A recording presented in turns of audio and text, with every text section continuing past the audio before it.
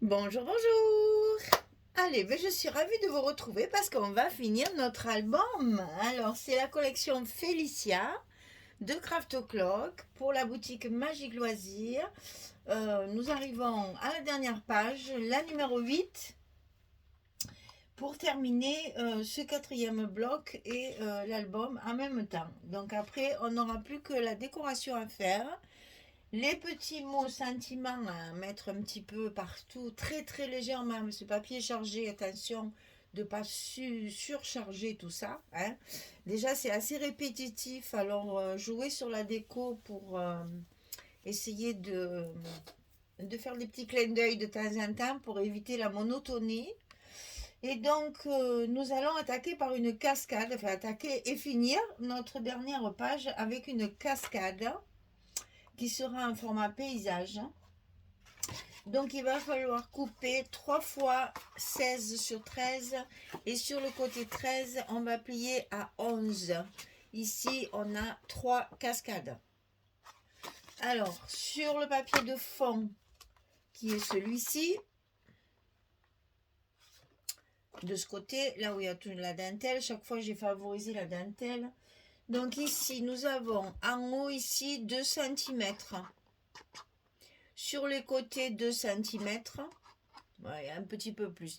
Il y a 2,1. Hein, voilà. Enfin, c'est centré. Donc 2 cm, 2 cm, 2 cm. Et entre chaque fente, il y a 2 cm et demi. Ici et ici, 2 cm et demi. On coupe 3 fentes de 16 cm. Ok. Alors, comme toujours, on va monter notre cascade. Je sais jamais s'il faut que j'arrête de les monter parce que c'est un peu toujours pareil. Mais je me dis toujours, s'il y en a une qui arrive pour la première fois, eh bien, elle va dire, mais qu'est-ce que c'est ce tuto? Il manque la moitié des choses. Donc, ben, celles qui savent faire, vous passez rapidement sur la cascade. Et les autres qui ne savent pas ou qui sont là pour la première fois, eh bien, vous regardez comment je fais. C'est très simple. On commence toujours par celle du bas. C'est obligatoire. Et ensuite, on monte petit à petit jusqu'à la dernière pour vérifier que tout soit bien aligné sur la première. On maintient bien le tout. Évidemment, on enlève les protections ou on met la colle derrière la petite languette. On fait attention que le papier soit bien plat. On met la dernière. Alors, ça paraît très simple, mais en fait, c'est un coup à prendre. Au début, les premières cascades sont souvent un petit peu en travers. Là, il manque un petit bout. Comme quoi, des fois, il n'y a pas grand-chose, mais 1 mm, on voit que ça après. Hein, quand elles ne sont pas en face. Ah ben, encore un petit peu.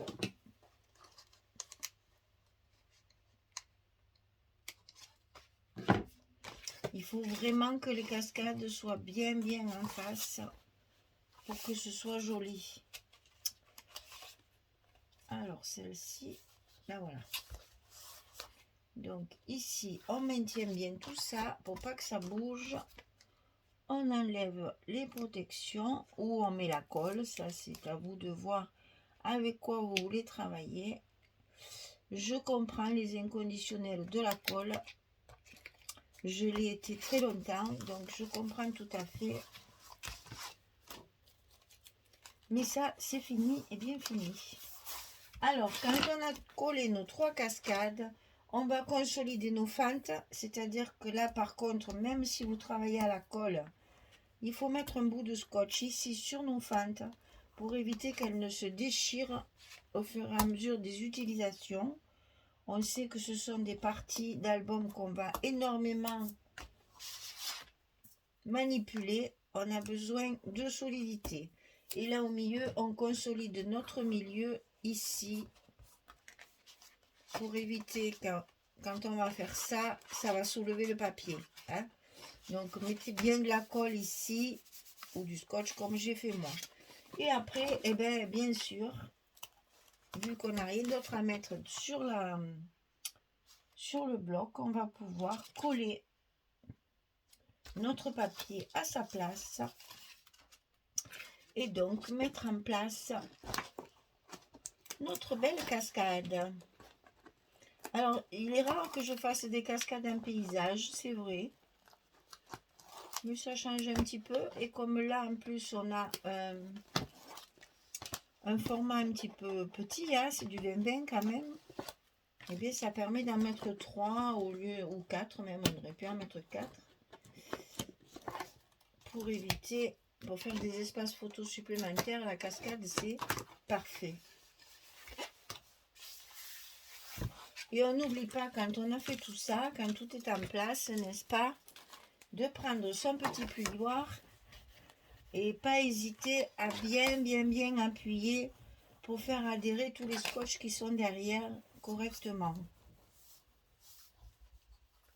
Voilà, et comme ça on peut la manipuler, ça ne crème plus rien.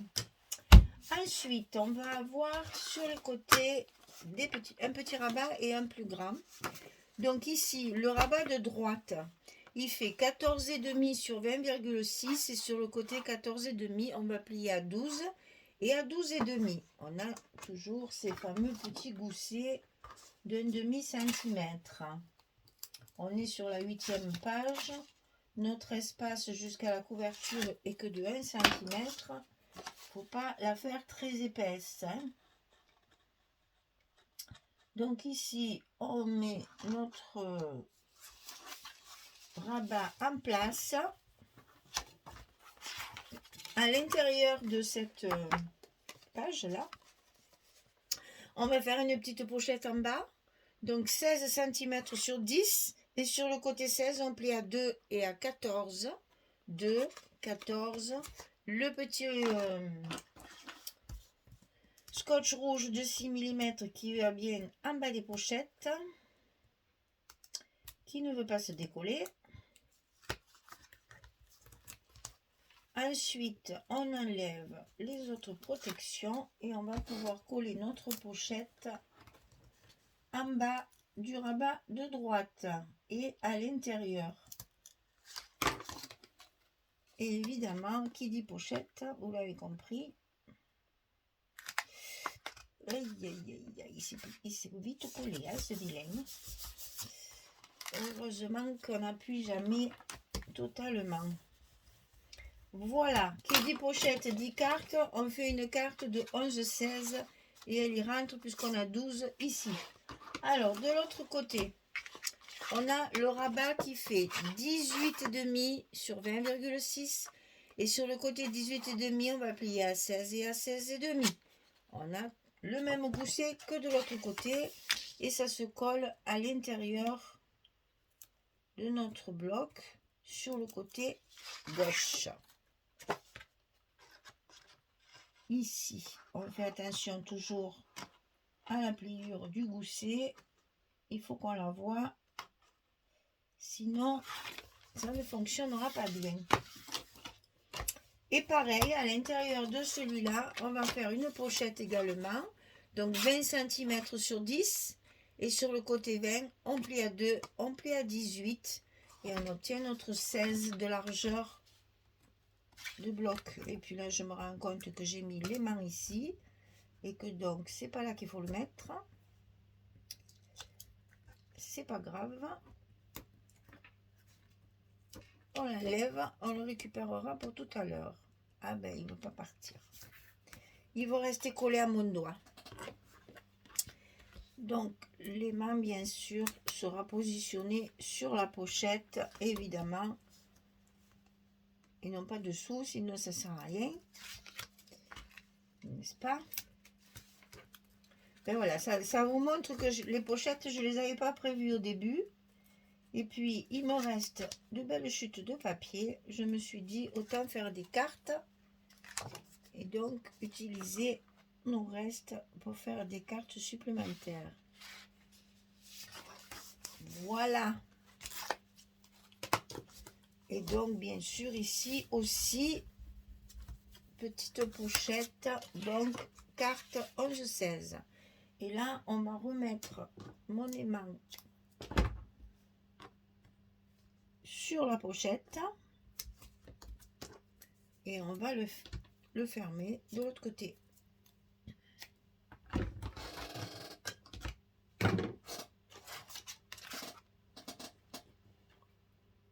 Donc ici,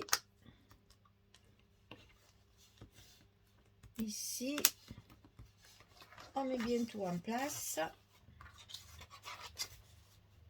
On fait attention à nos goussets qui soient bien en place et on colle nos scotch de fermeture.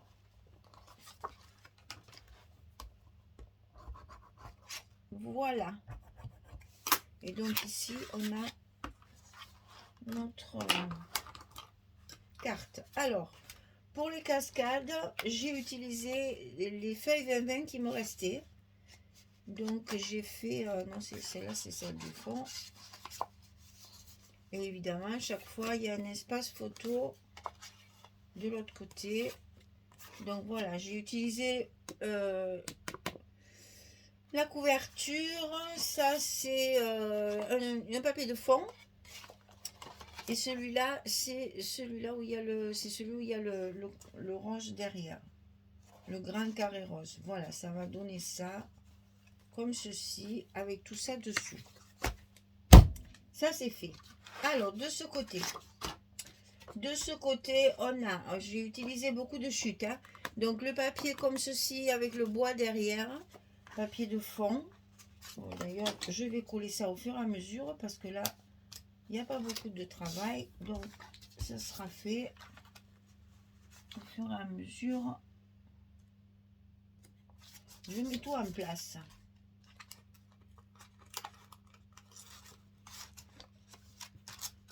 Une fois n'est pas coutume, une fois n'est pas coutume,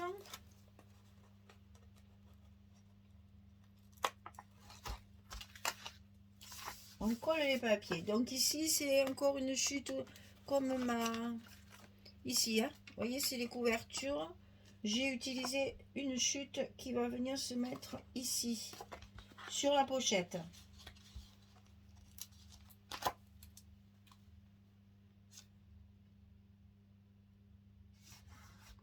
Bien sûr, tout ça sera décoré ensuite. Je n'ai plus que celle-là à faire, j'ai tout fini. J'aime bien faire ma déco au fur et à mesure, parce que quand on a fini l'album, on n'a plus trop envie de revenir à la première page quand même. Donc ici, c'est Robelote et les perruches, dans le gros bouquet. C'est vrai que je reconnais, c'est très répétitif. Hein. C'est pour ça qu'il faut casser cette monotonie avec la structure déjà. Hein, on se sert de la structure pour un peu casser la monotonie du papier, mais aussi avec la décoration. Il faut que la déco apporte, comment dire, un petit tape à l'œil. Moi, j'appelle ça les tapes à l'œil. C'est-à-dire que quand on ouvre la page, l'œil est attiré sur la décoration et donc on oublie le design de la page. On ne se rend pas compte que c'est toujours les mêmes. Donc ici, c'est pareil, c'est encore une chute de mes cascades, hein, voilà, que j'ai mis sur la pochette. Ici en bas. Et en haut, c'est un papier de fond. La collection de papier de fond, hein, c'est le Basic Set. Toujours un 20-20 tout ça, et j'ai plus de 30-30. C'est la même que celle-ci, hein, avec le fond en bois. Le même papier me sert pour plusieurs endroits. Hein. Si je le mets à l'envers, ça va pas le faire. Hein. Il y a des écritures, banane. Eh ben, c'est pas grave. On le tourne et le tour est joué. Le problème, c'est que j'ai enlevé mon scotch. Donc là, ça va être plus périlleux d'enlever les côtés, mais c'est pas grave, on va y arriver.